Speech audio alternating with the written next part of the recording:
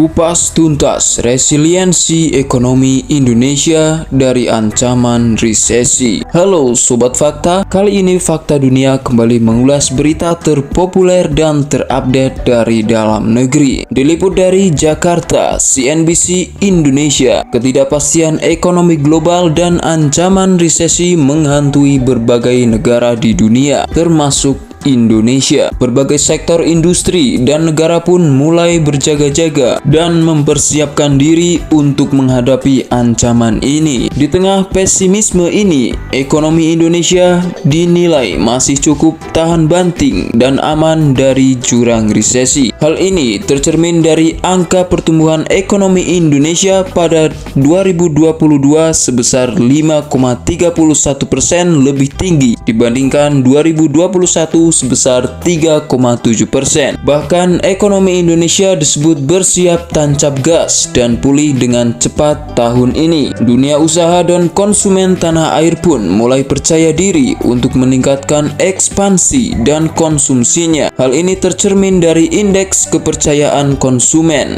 indeks manufaktur, dan kinerja emiten sepanjang tahun lalu. Meski demikian, para investor dinilai masih wait and see pada kondisi saat ini, serta mencermati peluang dan tantangan dari tengah ketidakpastian ini. Pasalnya, kondisi ini tidak hanya mempengaruhi investor institusi, melainkan juga para investor retail yang tengah menyiapkan masa depan. Pengalaman pandemi dan goncangan ekonomi yang baru saja dilewati membuat setiap orang lebih waspada. Hal ini pun membuat kesadaran akan investasi hilang. Asuransi pun meningkat untuk menjaga aset dan mencapai tujuan keuangan masa depan. Lalu, bagaimana masyarakat harus menyikapi dan mengatur strategi keuangan di masa penuh ketidakpastian ini? Instrumen investasi apa yang bisa mendatangkan cuan di masa depan?